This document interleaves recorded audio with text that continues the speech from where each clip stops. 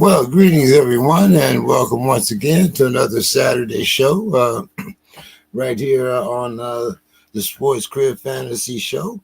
I see both my guys are in the crib today. Wow, is it my birthday? I mean, what's going on here? Good morning, Chris. How are you doing this morning? I'm I'm doing good. I'm in Northern California. I think it's in Geneva. It's a little bit of a minor storm here, which means virtually nothing compared to like Chicago, New York, or any kind of real part of the country. But for Sacramento, even a tiny bit of rain or weather is like a monumental storm. So I will apologize in advance if my internet gets choppy at some point. Well, you tried, Chris. That's the most important thing. You're here giving it the try. It's the most important part. Well, look, the Steelers have a big game this week. I couldn't not show up man. when James is probably doing all of his rituals and superstitions. He's going to insult every single team in the division, man. He's going to do all of it today is what's going to be happening today. Dude, James, do you have an insulting name for the Eagles? You know, you've got like the clowns, you got everything else. Like the Beagles, what do you call them? How are you prepping? Well, when they were losing, they were the Beagles. Not losing anymore. You know what I mean? They've been winning a few games here. And George Pickens. So I mean, what else could go? What else could go wrong? A snowstorm in Philadelphia. I mean, But anyway, so Reg, how are you doing today?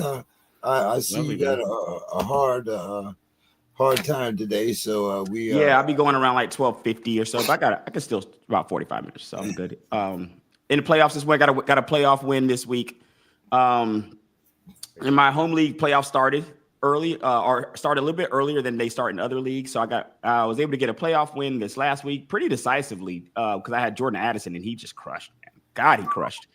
So I had Addison and second playoff game this week, hoping to keep it going, man. Yeah. Fortunately, I had Josh Allen. It took 51 points to beat Reggie by 7, I think, or 6. which I don't appreciate from Josh as he goes and puts up almost 60 points. You know what I mean? I went in there. I think about halftime, I was like, oh, okay, this is going to be a disaster, and Reggie's going to knock me out of the playoffs. But hey, like I said, I needed every one of those points from Josh. Well, Reggie, look, at least it was Josh Allen. I will tell you, I'm going to date myself here, but in my early days of fantasy football, now I was on the other side of this one, fortunately. One of my good friends was teasing me all season long because I passed on Dante Culpepper for a mediocre running back. Remember back when like every first round pick was a running back? Yeah, absolutely. That was fantasy football. Running back. I passed on Dante Culpepper for Kevin Barlow, who barely played. It was a terrible pick. And all season long, this friend is mocking me. We get to the playoffs, and he's mocking me. And he utters the fateful words to me. I also struggled to fill my quarterback all year. He utters the fateful words to me. My team with Dante Culpepper, you're an idiot for passing on him, and my team will never lose to a team with Billy Volek at quarterback. Now, those of you old enough to remember, there was the Billy Volek game back in 2003, 2004, where he played the Raiders. His one season out of Fresno, he was a starter and hung like 45, no bonuses or anything, but hung like 45 points on him. I beat my friend, and he never talked trash again. So yeah, everybody has a day. For all our fantasy people out there, just when you think that day might not happen, it could happen for you. And Billy never played again, right? No, I think he signed with put up 45 and left. That's amazing, right? Not to take us back to old school times, but he signed with the Chargers, didn't do much. The other part of that connection, though, is he just developed this inexplicable connection with, I think it was Danny Farmar, if I have the name correct, who the same thing, had like a season where he had like 4 or 5 games, over 100 yards, a bunch of touchdowns. Wow. You're watching this guy thinking new star receiver, and then just never did anything. But fell off the face of the earth, man. Oh man! Speaking of falling off the face of the earth, a team that we thought was falling off of the face of the earth is all of a sudden having a resurgence. What about those Panthers? I mean, yeah, Carolina. Resurgence? Did you say Carolina? You say the Panthers? Yeah. Like what are they? Have they? So I would say that with the Panthers, because I'm a Bama guy, I do love the Bryce story. I don't want Bryce to be written off after one season where he's like middling and goes into backup land for the rest of his life. So I like to see that. Like, because what I can say about the Panthers is that you're looking at that team, you're looking at Bryce, you're looking at the confidence in which he seems he's playing with now that he didn't play with last year. He looks like an NFL quarterback. Like, so I will say that. Like the last few games, Bryce Young has definitely looked like an NFL quarterback, and if you're at least got that in Carolina, because that's looking like a disaster of a situation for you. But Chuba's numbers are improving too. Correct, and he got re-signed too. They extended Chuba, so that's a good sign. Anybody that you can extend on your team is usually a good sign. So they extend. There aren't many guys on that team, guys, that you would extend happily. You know what I mean? So Chuba is definitely one of those guys for me. And to back up James on this, I think resurgence, obviously, it's a relative term, right? A resurgence for the Chiefs or the Niners is different than a resurgence for the Panthers. But they went from just getting blown out, looking like their season was done, and just throwing the towel, right? Even as a Chuba owner, I was really concerned that at some point they just hand things over to Brooks. Obviously, really sad about him getting hurt again. Yeah, for sure. But even before he got hurt, I mean, they were playing better. It looked like they're going to try to win. So the last 5 games, they beat New Orleans by 1, beat the Giants by 3, lost to the Chiefs by 3, lost to Tampa Bay by 3, and then lost to Philadelphia by 6. So compared to earlier in the year, like actually the best loss on there, to be honest with you. That Chiefs loss by 3 is pretty impressive. What about early in the year when they're losing to the Eagles by? What about only losing to the Eagles by 6? Impressive as well. Impressive. They actually had the Eagles on the ropes. Yeah, I like that. Well, I just like the fight I like the fight, guys. At least they're trying. At least they're going. You look at sometimes we get to this time of the year, guys, and especially if you got fantasy players on respective teams that just quit, then you're like, the team's not even trying anymore. We're not even worth the money they're charging fans to come see them. But that's not what's happening in Carolina. They're clearly putting forth an effort, and I do agree with the turnaround there. It definitely look a lot better now than they looked at the beginning of the year. Guys, this week we had the second guy that refused to go in a game. This game was also strangeness, man. Strange. This game was also a close game. It wasn't like Cincinnati was getting blown out. It was a very close game. What do you guys think about, I don't know what you want to call it, but players that just quit in the middle of the game? Go ahead, Reggie. Well, yeah, I think we had Devondre in San Fran do this, refuse to go into the game. Yeah. I don't understand it. When these things happen, one of the things I think to myself is there must be something I just don't know here. Because these guys play these sports their whole life to go into the game. They want to be put into the game. That's the point of them being in a sport for this entire time of their life. So when the time comes to go in the game, they don't want to go. It makes me think that maybe there's something else that I'm missing. Maybe it's something of the story. I don't know, but it just seems kind of strange to me. And he didn't get cut. Shanahan said that he won't be coming back to the team. So Shanahan said he wouldn't be coming back to the team, but the team still has him on the roster. I can see that. I don't know if there's a which means I don't know what the money is there with that, or what the implications contractually are there. I think we lost Chris. What the implications are there contractually, I don't really know. But it seems like something strange there. I don't know. That's a strange occurrence to me. People just deciding not to go into the game. Maybe there's an argument. Maybe there's something going on behind the scenes. I don't know. Chris, are you there?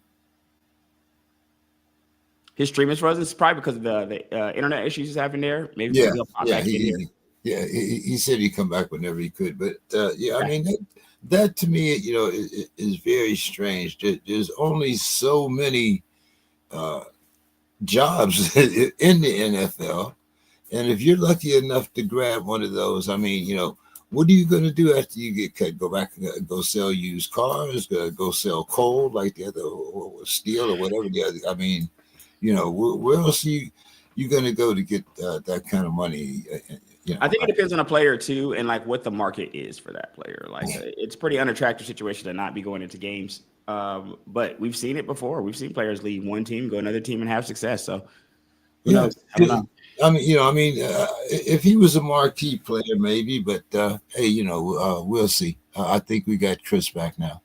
Okay. Are you back, Chris? I'm back in the back, game. at least for a moment. Worst case, I'm on my phone too, but I just switched to a different. The neighbor's been nice enough to let us use his Wi-Fi at times. We got a business one, so hopefully this holds better. Okay. Very nice. So, what were your thoughts on these guys just like quitting in the middle of the game? Like I said, I mean, this. I think at the time they wanted him to go back in, it was a 3-point game.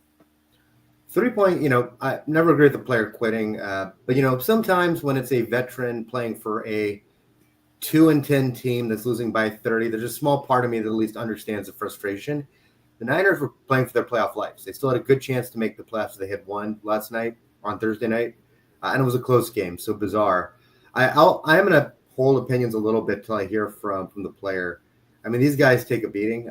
Who knows what happened? Was he shot up with cortisol? Was he having something mental going on? I don't know. There are maybe reasons as a human being why it might make sense, but certainly as a competitor, this is probably just the end of his career. So. Yeah, for sure. In San Francisco, for sure. Right? Kyle didn't sound like he was happy about that, man. Shanahan didn't sound like he was happy about that at all.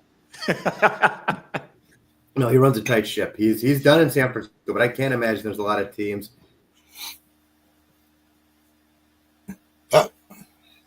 One of those freezes, but Chris will come back when he can. Sure. So. Thinking of some of the things that came up this week, Reggie, who was your biggest surprise last week? Jordan Addison, of course. Like, he put up almost 50 points in my league. You know what I mean? So, of course, that was my biggest surprise. I've always liked Addison for the last couples of seasons. I drafted him last season. I drafted him this season. So I've liked the guy. And I felt like I've always respected him more than some other fantasy players have respected him, but he's been a good player for me, and he was my help carry me last week, even though I really needed that 45 this week. I really wish I had that 45 this week. I didn't really need that 45 last week. I think I intimidated my competition because, last week was a bye-apocalypse. So my competition had 5 players on bye last week. So he had like 40, 50, 60 points. Like, you know what I mean? So when he looked at my team, so when he's stacking up his roster and he sees his like 60 versus my projected 140, he was like, I'm done, man. I'm like, he didn't even try. So I really wish I only needed roughly 110 points to win. I ended up scoring. The scoring in my home league is crazy. So I ended up scoring 198. What? But yeah, I scored 198. The scoring in my home league, I'll share it with you guys. I'll probably send it to you guys in the email, so you guys can see what the scoring in my home league looks like. But I scored 198. I needed 110 roughly to win the game. So I'm hoping for that 198 this week when I really feel like I'm gonna really need those points. So here's hoping Jordan Addison goes off for me again. Yeah, if you remember, Reggie, we talked about the Vikings last week, and we were talking about the fact that Jefferson did not have a multi-touchdown game. Last week, he puts up 2 touchdowns, but like you say, Addison puts up 3. And what was really remarkable is that I was able to pick up Addison off of waivers. And disrespectful. In what league was that? That could not have been our league, man. He should have been on my team. No. It was the Yahoo league. But how did you do last week, Chris? Well, this is actually a first for me, maybe because this is like the most I've been immersed as a part of Smash Up and all these pods, but made the playoffs in every single league. None of them started yet. So. Goodness. Which, listen, you guys, when you're in the fantasy space, is one thing, for some listeners at home who might be like, well, every league, that might be like 2, like I have. No. When when you are a fantasy professional, you find yourself in like double-digit leagues. So Correct, man. 10 at least, Yes. right? Yes. 10 is the minimum. Yeah. 10 is the minimum, man. For sure. It doesn't mean every team won last week, mind you. I'm just saying every team made the playoffs to some degree. So this week is going to be an interesting one, including I'm in this one crazy league. It's like it's not a Survivor league. It is like a version of Survivor, the TV show, where you play it Thursday night, immunity for the week. Start with 22 teams. You have like your home, your team. Monday games don't count because Monday is like another game where like all the bottom tier people play Monday. The lowest score is the one who gets.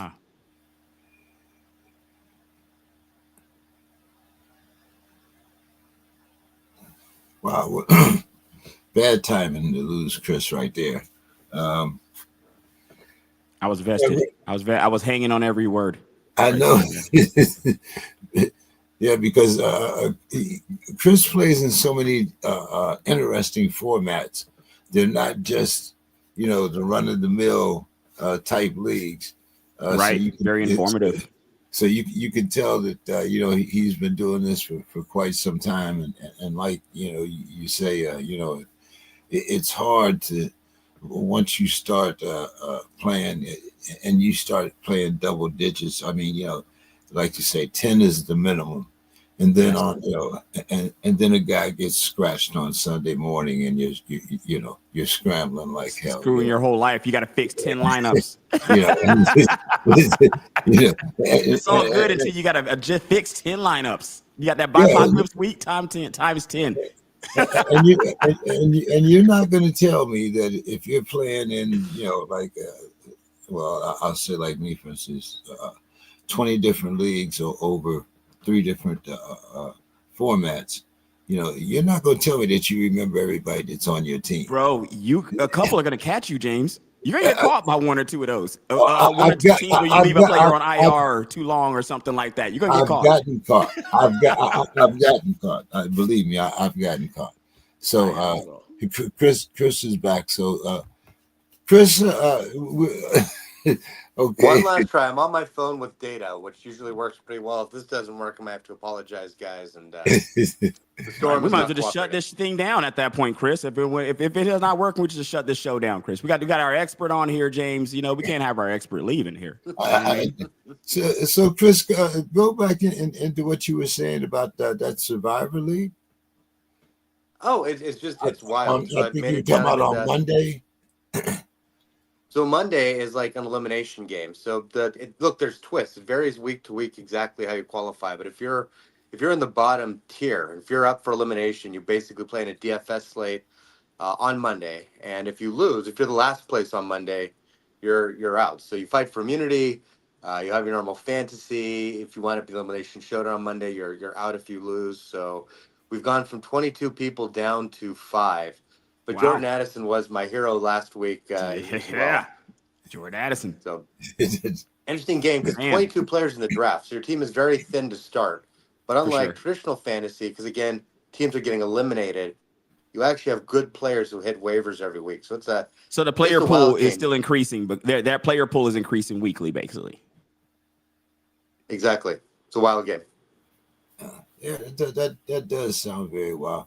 Chris, you've had some new things for us on Smash Up Sports. I need to see how I did last week on Smash Up. I submitted a lineup last week. I need to see how I did on that. I feel pretty good. I've beaten 4 coaches. I'm down to the last 2, I think. So these are 2 different game modes. So Reggie's playing with us in a league.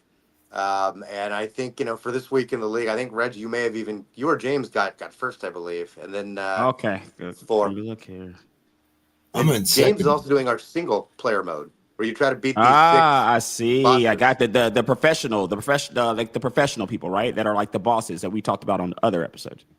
Right. Exactly. So James, if he beat 4, so that means he's beaten Pat from Fantasy Pros. He's beaten Scott Fish from Scott Fishbowl and Fantasy Cares. So he's on Pat Fantasy Pros is pretty big deal right there. I follow a lot of his stuff. No, absolutely. He's one of the veterans of the industry, one of the sure. pros. So So you beat a pros James, pro, you're James. two away. Man, I would brag Well, about that for the rest of my life, it took man. me 2 weeks. I Yeah, didn't beat they're him not the easy. first week. I beat So him. Chris, how do I get into that, Chris? Like what where on the Smash? Because when I hit my link on Smash Up, it takes me directly to our league. So I only see our league Yeah. in the link that I have. Is there a link or a place I can go to play the same game that James is playing against these people? Yeah, if you just go to smashupsports.com and you hit the start button, or if you go to NFL, if you go to like games, you'll see there's 3 different games. There's the leagues like we're in. There is the weekly tournament, which is free. There's no entry fees, no pay to I win. see that one. But you can win some cash in that. And then there is the single players. They'll call it single player campaign. And that's where the goal is to beat the 6 head coaches. So I'll give you a little bit of a heads up. Obviously, with only a few weeks left in the season, you should give it a shot just to try it this week. There's not necessarily enough I'm time definitely to beat going all to.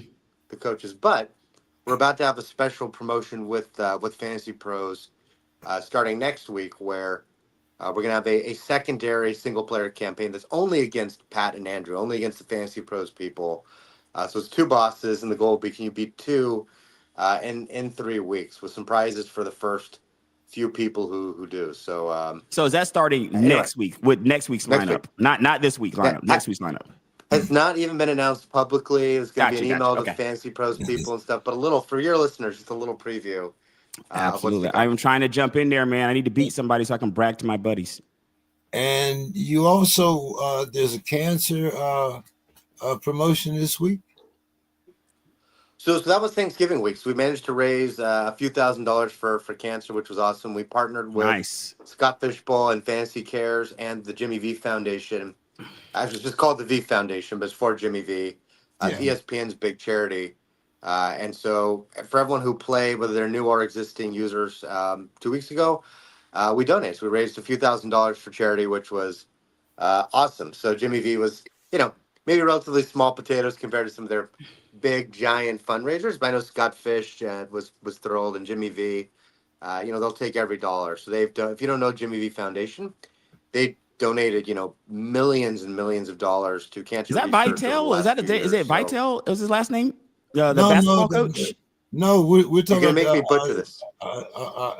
No, that's Dick Vitale.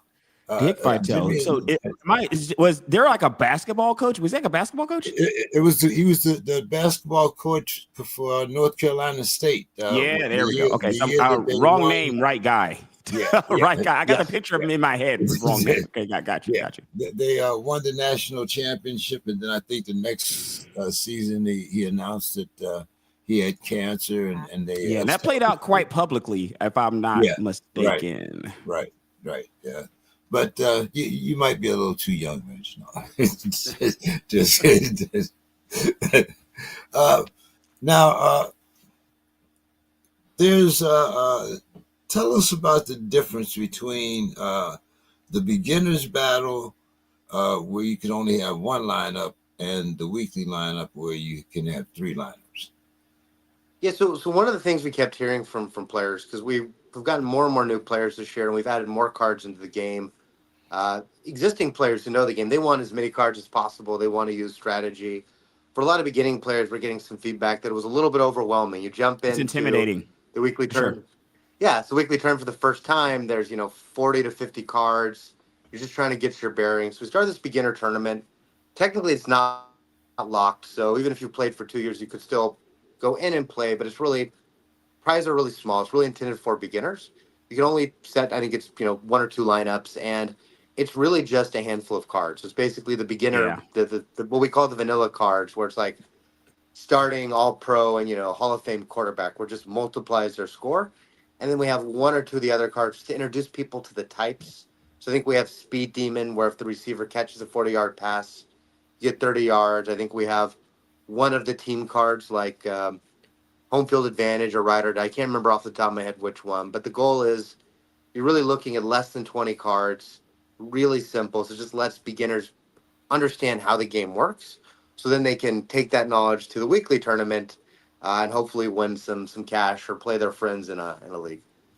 Now, Chris, I have one bone to pick with you there, because I Wait. think that in the beginner's battle, you should learn how to use that goldfish memory card.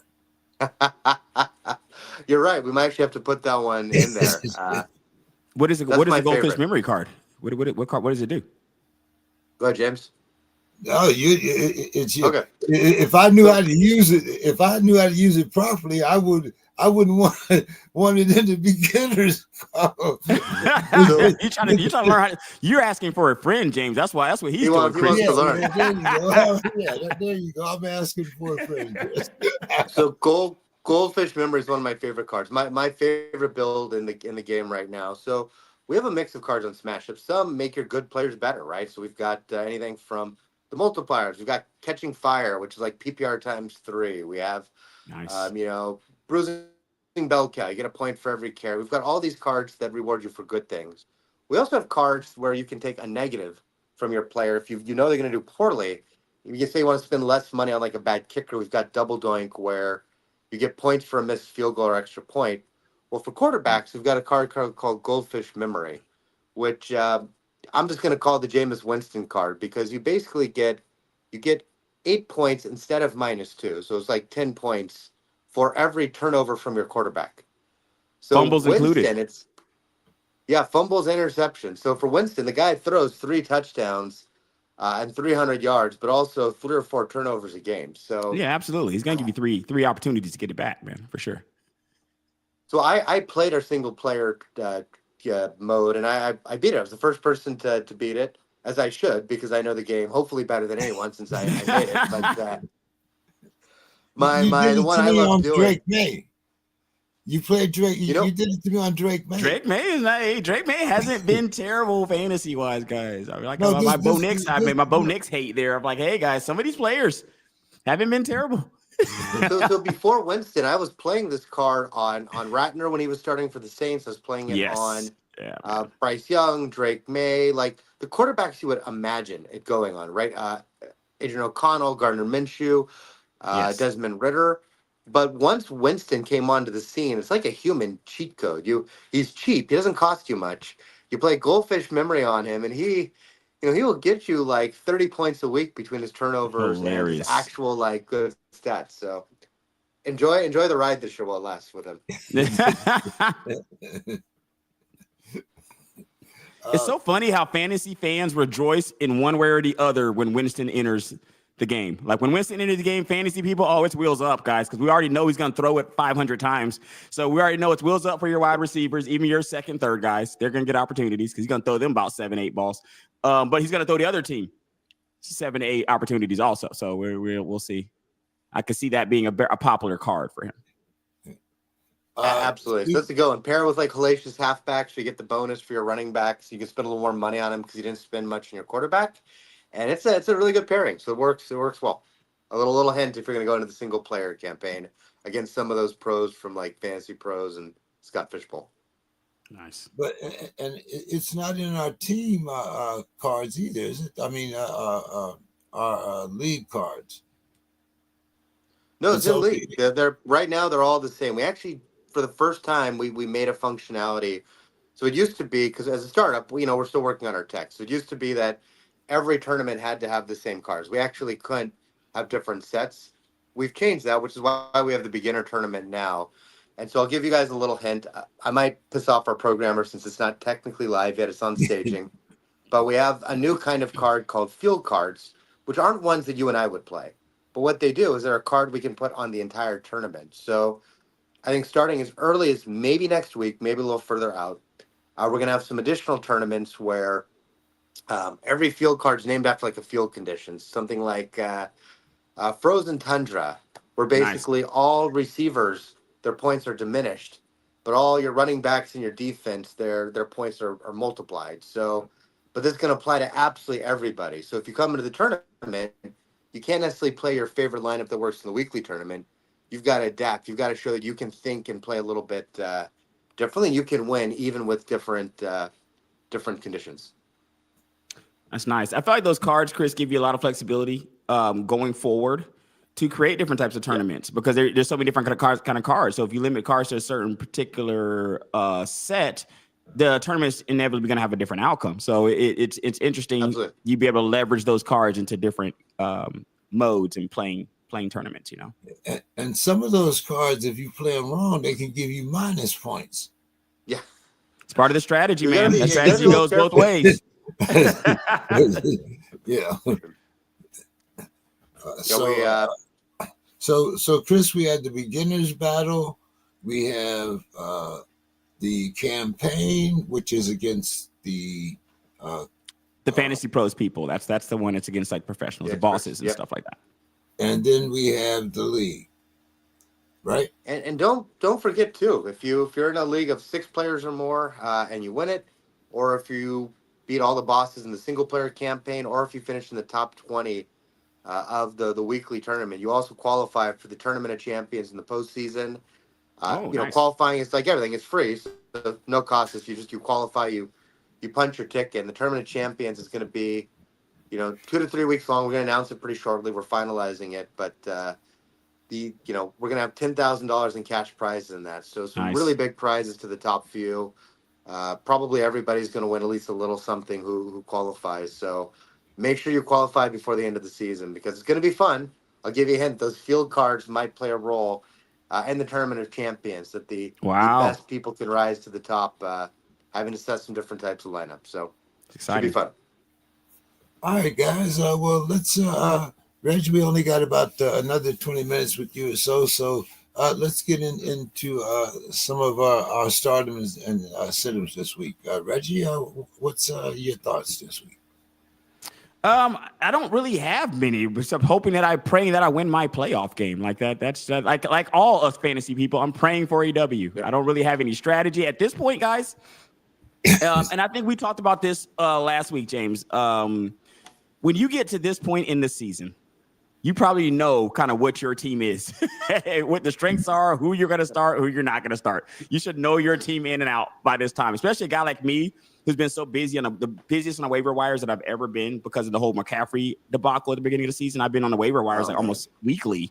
So I've been very active. I feel like you've been active like me. You know your team in and out. Not only do you know your team in and out, you know who's on your waivers in and out. You know who the new guys who appear. You know the old guys who've been there. You know all that stuff. So I don't feel like there should be a lot of surprises going into week. What, we're in week 15 now or so? Is that the week that we're in? Yes. Not many surprises going into week 15, but there will be adjustments because, injuries and stuff like that. But fortunately for my team, I don't have many of those on my lineups this week. Well, here, Reg, you know what might be interesting? Let me do this. So I've got about a couple of players. So I've been thinking a lot this week about, who are some players who might be on the borderline about starting, and who are some guys who might be free agents who might go pick up. So maybe I can share with you guys my 3 bubble players I like. Absolutely. And my 3 free agents I like, and get your reaction if you agree with me or disagree with me. Let's do it. So the bubble players, 2 of these are just straight up running backs, which is, I think, Chuba Hubbard, we mentioned, and Rico Dowdle are 2 guys who you may be thinking, depending on how good your team is, if you're a playoff team, you probably have some talent. So I've got a league, for example, where I've got, Aaron Jones, James Cook, and I've got Chuba. And so, well, who do I start? All those are good. I think Chuba and Dowdle, they're both going against bad rushing defenses.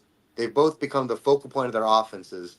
I think both of them are in for big weeks this week. So those are 2 guys who may be on your bubble. I'm going to recommend starting. What do you think of those 2? Hubbard for me. Easy. But Dowdle's coming on, guys, by the way. Yeah, Last week, Dowdle Dowdle is worthy of a look, guys. So don't take my Hubbard as a shitting on Dowdle, so to speak, or crapping on Dowdle. It's kind of like, I just like Hubbard. You know what I mean? From a consistency standpoint, from the fact that he just got paid the money, all that factors into me, of the confidence they have in him. In the Brooks situation, right? He's not, is he out now? Is Brooks back on IR? Done for the season. Okay, so then that's removed then, right? Then the looming threat of Brooks is kind of removed there. I like Hubbard in this situation. I like Dow. And to me, it's because of the matchup, even though I was talking about Carolina earlier.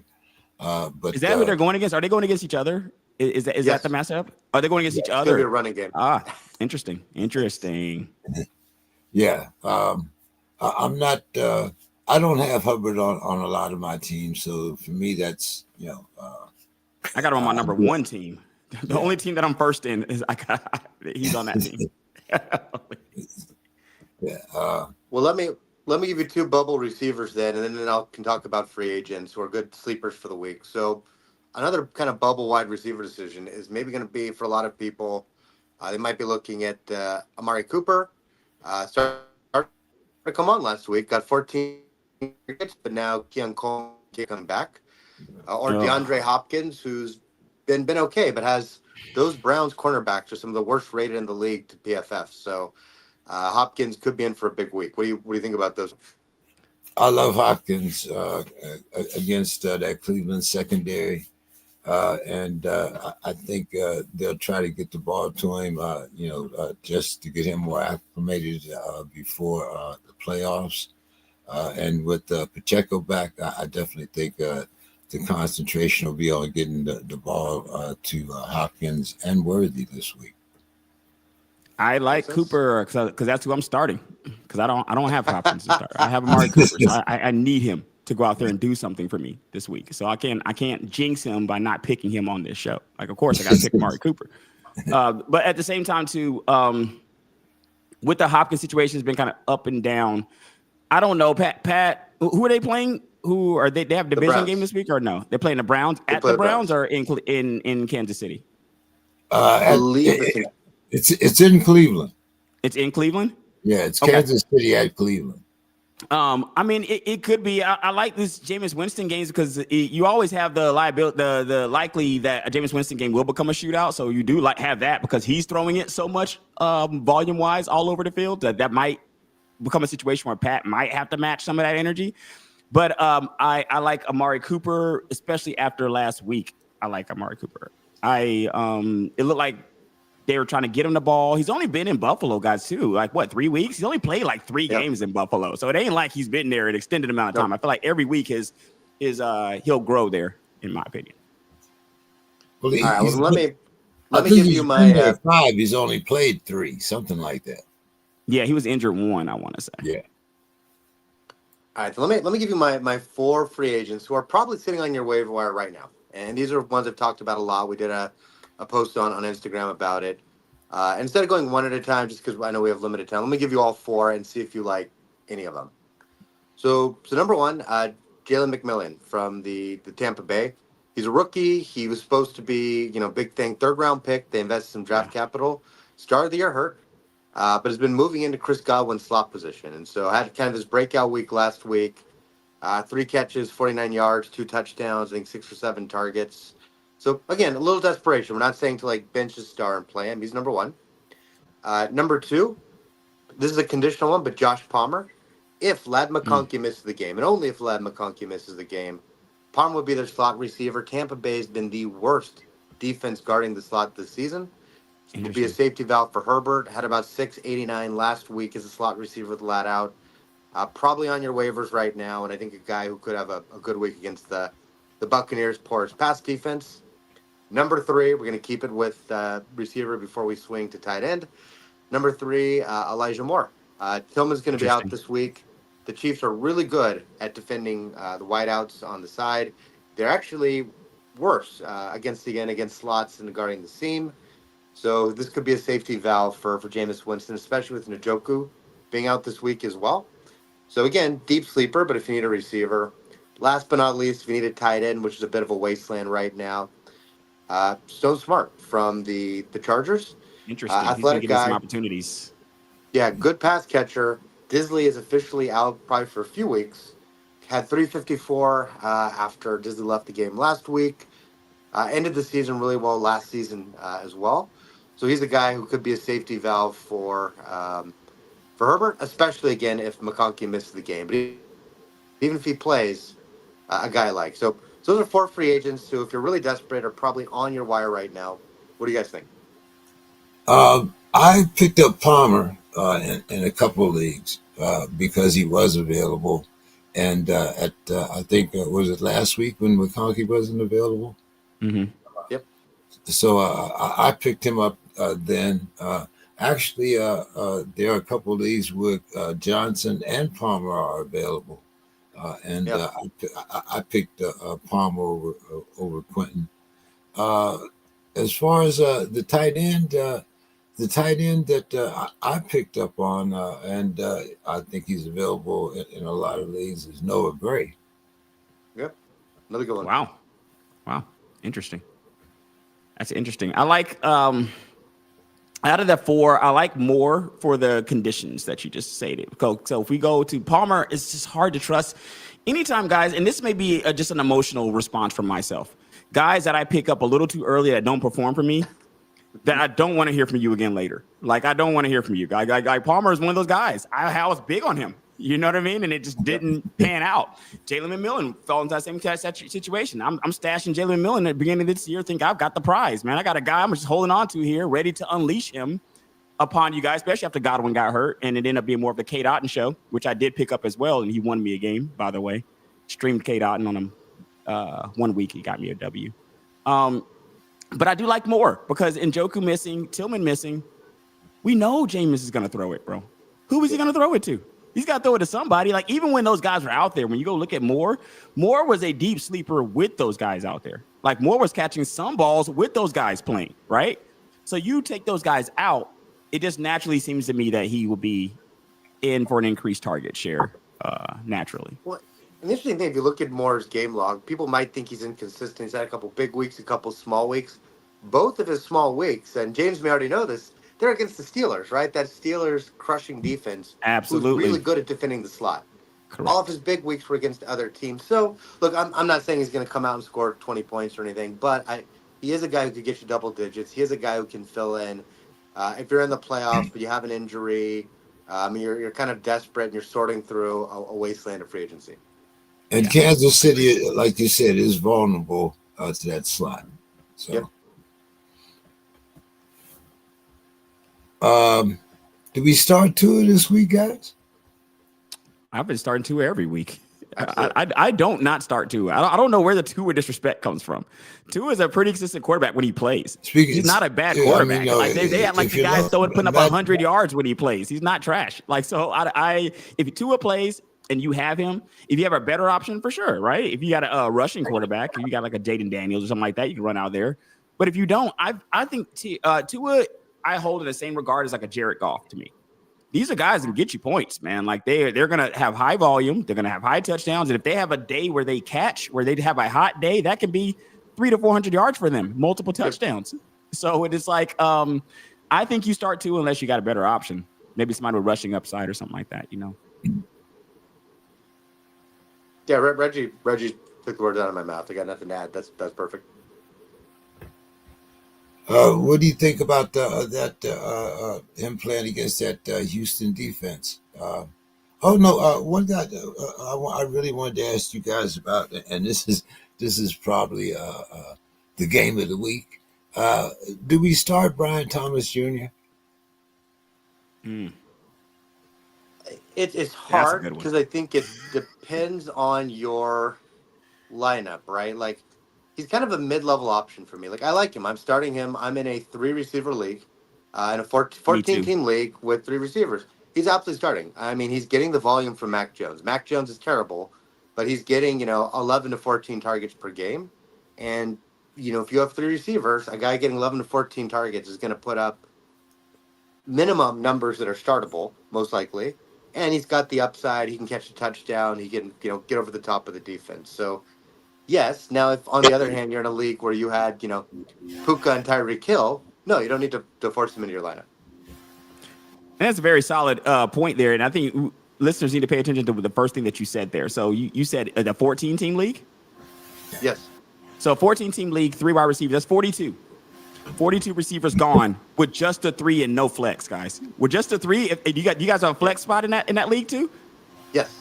So you could be up to 4 wide receivers in your lineup in that league, if possible. That's about 50. So now that number's gone up to 56 wide receivers gone in that lineup, guys. Of course, you are starting Brian Thomas in that lineup. You're starting all the people we've discussed today in that lineup. Jalen McMillan, Brian Thomas, maybe more. You're throwing everybody in with that many wide receivers out here. Reggie, there's a reason I know these names, right? I don't know these names because I just like to sit and look at the encyclopedia. You've been using these guys, Chris. Like, you've been having to put these guys in your lineup. Exactly. Speaking of wide receivers, what about Calvin Ridley? You got him in your lineup? What one of those guys you might be able to pick up? Of course, bro. Like, Take it, Reggie. What?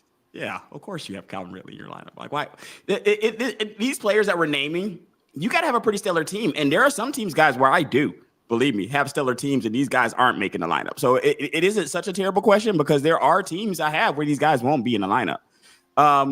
But you really got to have the teams that I have where these guys would not be in a lineup are the leagues where I'm like first and second. You know what I mean? I'm very high in these leagues. I have like Barkley, Hubbard, Chase. I'm killing people in these leagues. Yeah. So I have no need for these players. But in my other league where I do have Brian Thomas, I got to close my eyes and start him, man, and just hope that what ends up happening, guys, to a lot of people too that have like a CD Lamb or somebody where a quarterback goes down. Some of the things that can be great for when this happens is a lot of times when you have a marquee quarterback, let's say like a Dak Prescott or something like that goes down, if you have a number one receiver on that team, it can become a pass funnel offense where they're giving the guy everything. Like we saw this with Garrett Wilson last year. They're going to give you double-digit targets. They're going to run jet sweeps with you. You're going to be getting the ball in the backfield. They're going to be tossing it to you. You're going to get a ton of opportunities in these situations. But the problem is, guys, is it becomes opportunity dependent. You're going to need those opportunities because the quality of each opportunity is going to be decreased. You're not going to have the same quality of touch, but these guys a lot of times get a lot of touches. So maybe you're hoping the same thing happens here with Brian Thomas, the Mac Jones situation. And Calvin Ridley, I think, has been at least start a bowl. So I wouldn't necessarily put him in that same situation. We got to get some starting lineups from Reggie before he gets out of here. But Reggie, I thought you might know what this is. I do. I don't know if it's headed to my house this year. That's the SPORTSKRIB T-shirt. That's our fantasy T-shirt right there. And you know what's crazy about a fantasy T-shirt, guys? Let me tell you just how crazy it is about being in the competitive space. I don't care if that was a fantasy water bottle. That could be a fantasy remote control. That could be a fantasy cup, an empty water bottle that just says SPORTSKRIB Fantasy. I want that empty water bottle at my house, and I want it sitting on my shelf. I don't care what it is. That's just the competitive nature. It could be a pin that says SPORTSKRIB. I will display it right here so that you guys can see that every single day that I'm on this show. So, I was hoping that shirt would be coming to my house. I don't know if it is. Give us your favorite lineup there before we let you go ahead, out, Reggie. I'm gonna give you guys my playoff lineup here, just because I'm already in the playoffs there, and we'll see. And it looks like I'm scheduled to definitely lose that. I'm playing the number one guy in our league, and he's just been crushing. He's had Lamar Jackson and Chase, and Derrick Henry, and he's been crushing folks. So I'm playing him. And I'm gonna give you my lineup, but I'm projected to get crushed, just so that you guys know. We'll see what happens. Maybe I come on here next week and be like, "Hey guys, I made it through," but I'm projected to get crushed. Jaden Daniels, Jordan Addison, Amari Cooper, Drake London, Isaiah Pacheco, my guy Najee, because I've lost every game I didn't include Najee, so now I got to put him in every single lineup just so I don't lose. Trey McBride, Chris Boswell, Denver, and this is an IDP league, guys. So I got Zaire Franklin and Buda Baker that I'm starting. All right. Hoping to get a W. Hoping to get a W this week, guys. All right, Reg. Well, hey, man, as usual, always good having you on. Sorry you got to take off a little early. Yeah, man. Me and Chris will hold you out until the top. Hold down the fort here. I appreciate it there, fellas.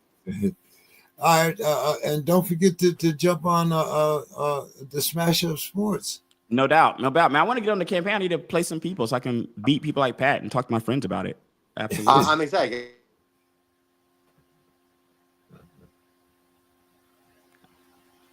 I think we lost the last thing Chris said there. All right. Well, hey, Reg. Thank you, guys. I appreciate it. I will see y'all next time. Good luck, everybody that are in the playoffs and going into the playoffs. Good luck. Be on here next week. See you next time. All right. See you guys. All right. See you next week. All right. Let's see. Yeah. So, Chris, you spoke of some new things in fantasy. In Smash Up Sports. It's actually been a really fun campaign for me, and I really enjoyed the formats. So Once again, I'm going to give you a couple minutes. Tell everybody about Smash Up Sports. Yeah, so Smash Up Sports, we're a fantasy sports platform for fantasy football. Everything is completely free, so there's no entry fees. You're not subscribing or paying to win or buying card packs or anything. It's just all free fantasy football. You can find if you went to like Sleeper or Yahoo or ESPN. And we've got three formats. We have our weekly tournament that has some cash prizes, uh, but it's free. You can play. We have our leagues. You may not want to start a new league right now at this point in the season with your friends, given how late it is. So we have our Lightning leagues, which are 2 week leagues. First place gets some kind of a prize, like a jersey or $100 cash. Those go for about 2 weeks. So one is going to be starting next week if you go to the site and join. And then we have our single player campaigns, which are kind of like Street Fighter, Mike Tyson's Punch Out, where the goal is to beat increasingly difficult head coaches, many of which their teams are set by fantasy experts like Pat and Andrew from Fantasy Pros, Scott Fish from Scott Fish Bowl tournaments, and Fantasy Cares, and even me myself. So you got a chance maybe to beat me. And kind of the fun of this is we alluded to this earlier is that you know on first you set a lineup just like you would in any traditional fantasy league. But then we have these things called smash cards, which really let you kind of like boost the score of your players or your team, but not based on luck. It's based on your knowledge. So it's not like you play a card and you maybe randomly get 30 points. You kind of look at your players and the cards. Use a salary cap to pick your cards. You got to choose carefully what you want to use. But it might be something where you can triple the points from touchdowns for your tight end. You think they have a good matchup, or you can get 3 points per reception, or you get a point for every completion from your quarterback, but you lose half a point for every incomplete. So it's kind of a card that favors a high completion percentage. So based on what you know about the game, based on how you want to strategize and how you know your players, it's a chance to have a little bit more control, take a little bit more luck out of the game compared to normal fantasy. And I think for the people who've played, we've got almost 10,000 users now, and we've gotten really good feedback. So I think it's been a ton of fun. So if you haven't tried it yet, go to Smash Up Sports, register today. I'm trying to double check. I think we have a promo code for you guys. Now it's free, so the promo code doesn't get you anything major, but it does get you some extra perks like you can put 4 lineups in the weekly tournament instead of 3. But let me just double check and make sure we have one here. And if not, I'm going to create one. We not done this yet? Okay. I'm going to make a promo code here. So if you're signing up today, you can use the promo code SPORTSKRIB. You'll get some extra perks when you play. So SPORTSKRIB, SPORTSKRIB. All right, good. Sounds good. Couple matchups I want to talk to you real quick before we give our best lineups for the week. Bo Nix against the Indianapolis Colts. You got Anthony Richardson, of course, had going out there.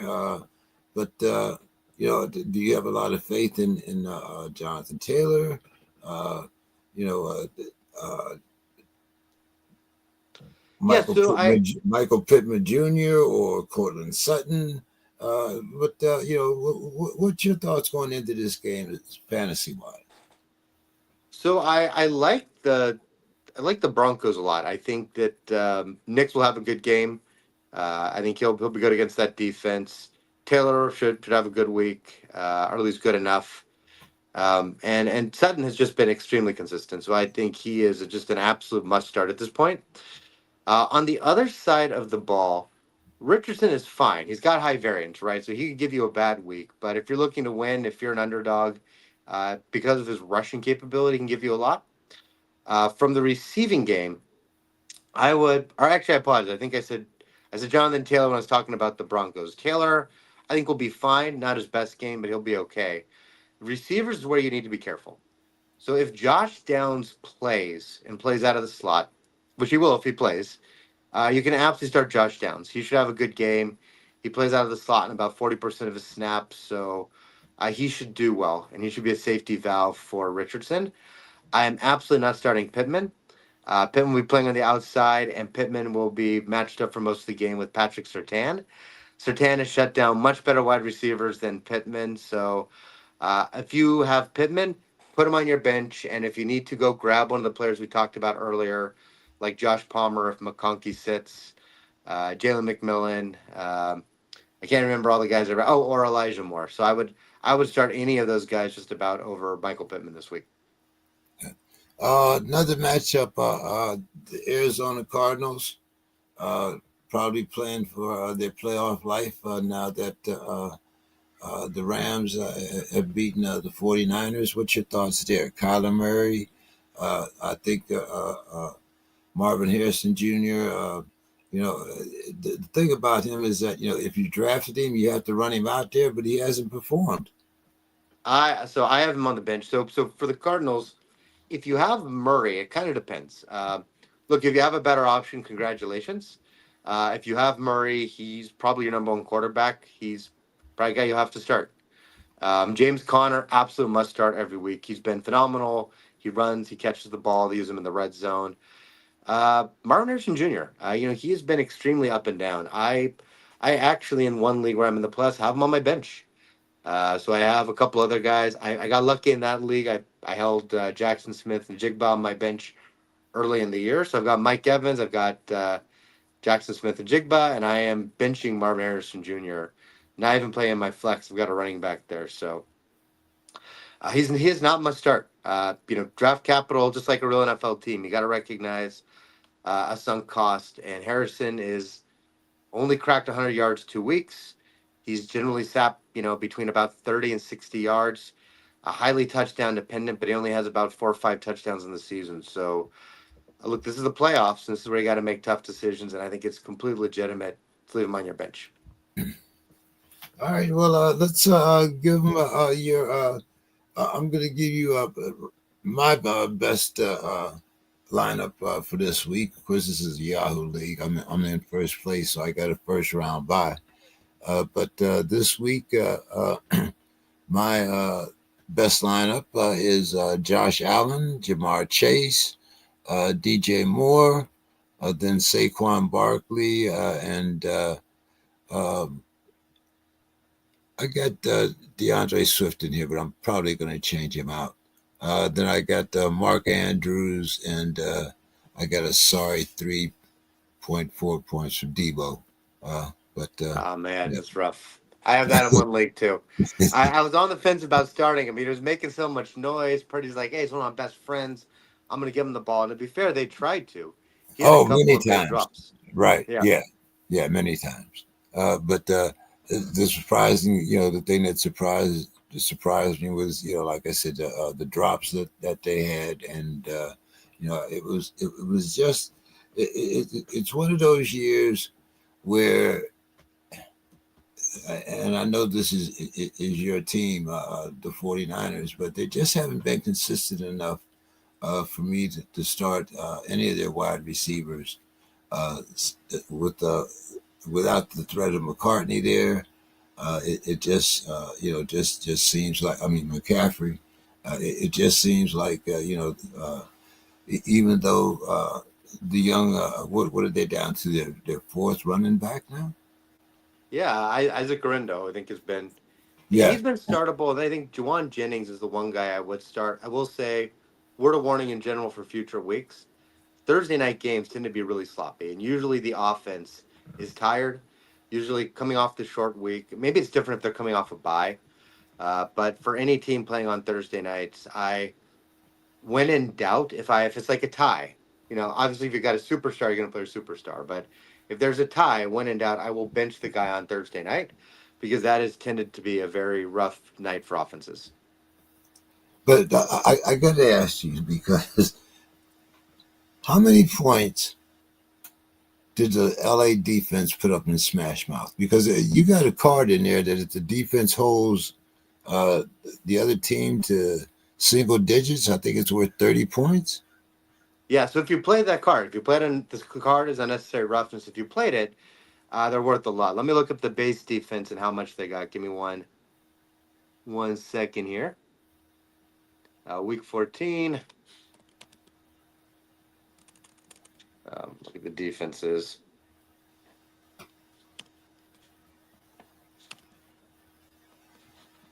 Rams defense. Oh, they put up 30 points just on their own. No cards, no smash cards on them.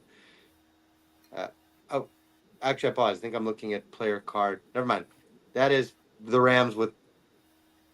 Okay, hold on. I paused. I looked at the. Was looking at the wrong thing. Give me 1 second here. Oh my gosh. What?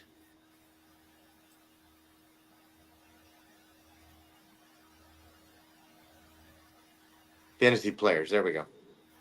All right. Week 14, LA.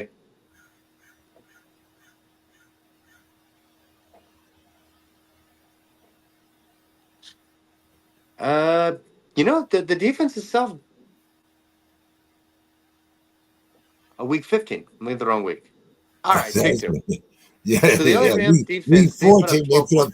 points. What'd you say? 12 points is a baseline. But to your point, if you played unnecessary roughness, you would have gotten 42 points because of 30 bonus points. So if you thought they could hold the Niners to single digits, you would be celebrating on Thursday night. Yeah, and like you said, I mean, like on Thursday night, the teams, like seem to be tired and that, and usually there's a ton of points, but as me and Reggie were talking, on no, this was on my the sports crib that Wednesday, were either team going to have anything left after one team, what was it, 86 points, a record, 44, 42, wasn't it? Yeah, what was shootout against the Bills? Yeah. So you were, I was wondering, would the Rams have anything left?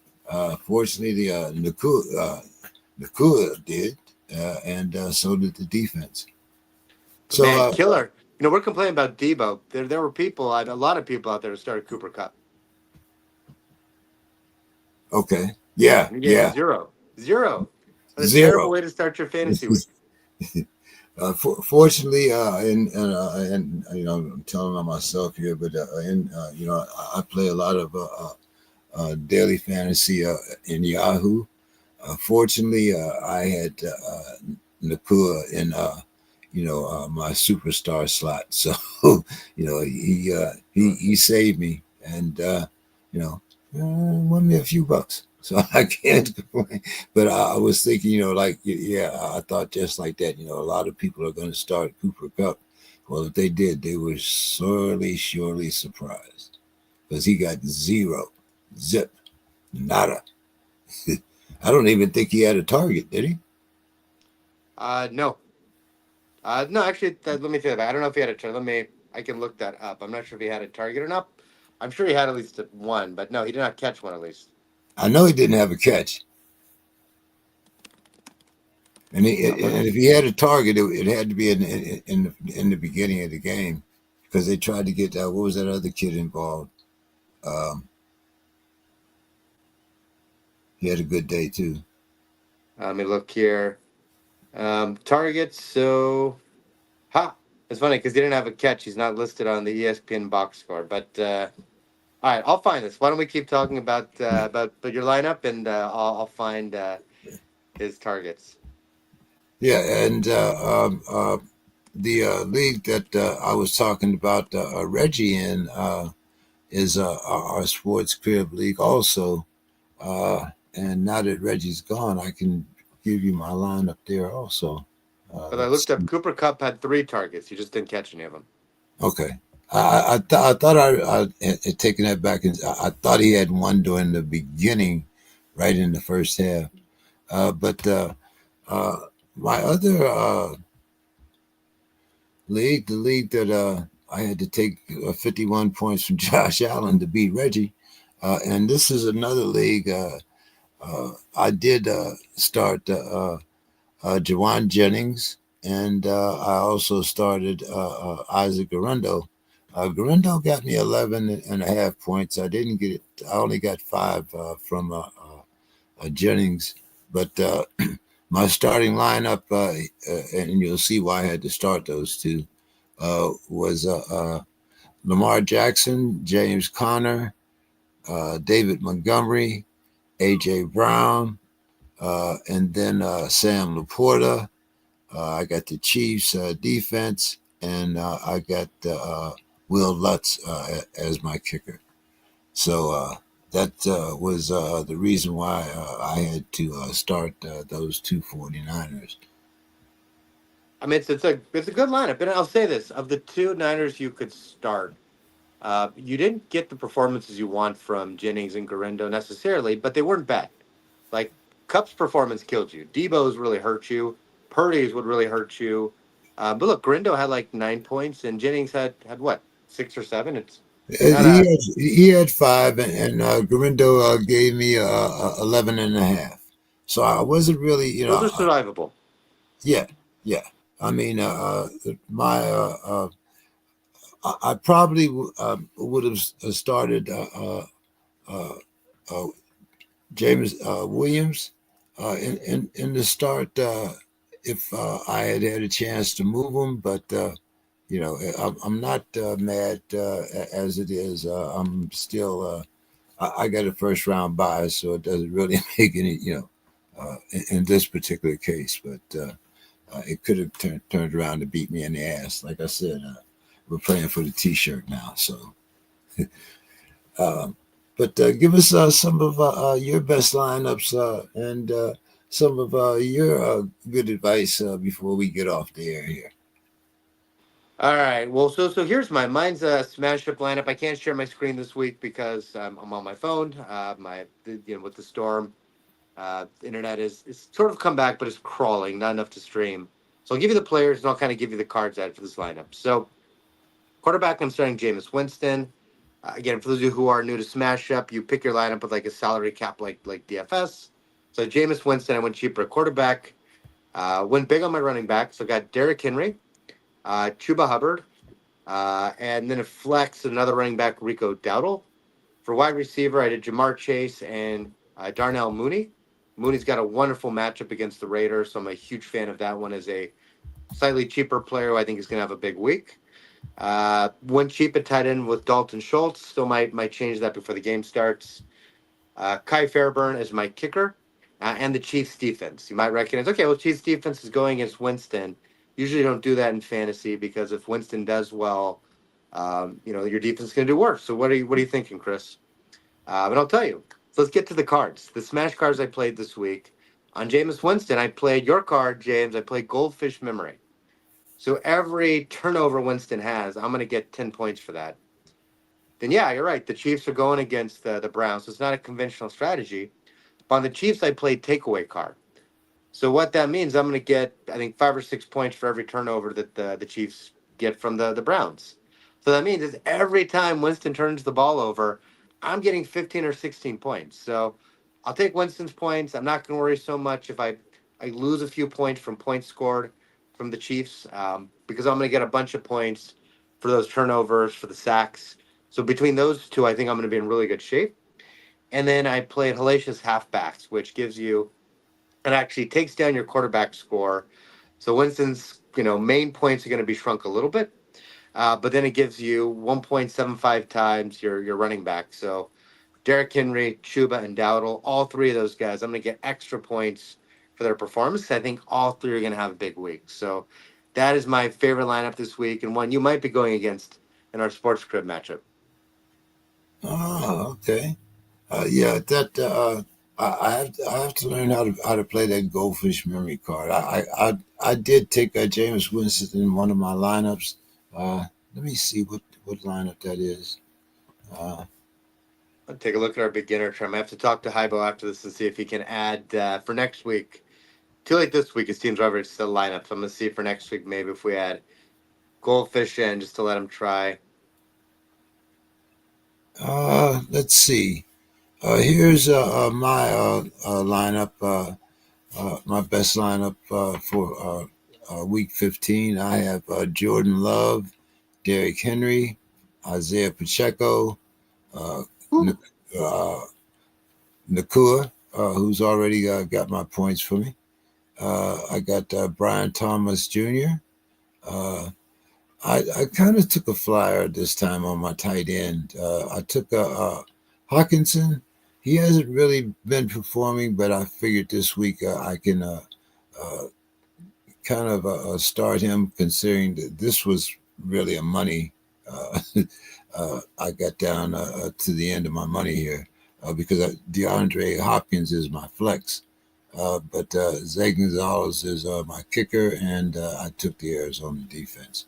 It's a good lineup. I mean, that Arizona defense could have a huge week against the Patriots. So I'm a fan of that lineup. It'll be interesting to see how you do. We'll have to come back next week and talk about that. All right, man. Well, hey, sorry you're up there in the storm, and I'm enjoying this Southern California weather. But you got to come down this way, man. Let me know when you're in San Diego. We'll do. We used to live there, so we still come back. I'll let you know next time I'm there. Maybe we can do a live recording. And in the meantime, good luck to your Steelers this week. My Niners had a bad week, but your Steelers still have a chance. A huge matchup. I'm really excited to watch.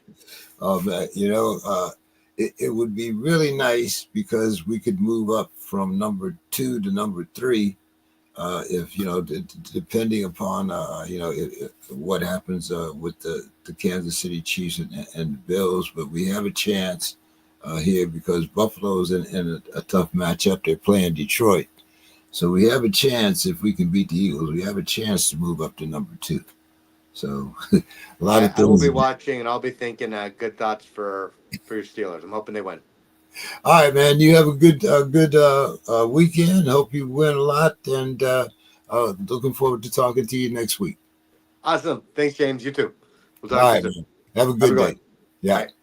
All right. Thank everyone for coming on this week, and thank you guys for listening. Looking forward to having a great week in fantasy football. We'll see you right here next week on the SportsKRIB Fantasy Show.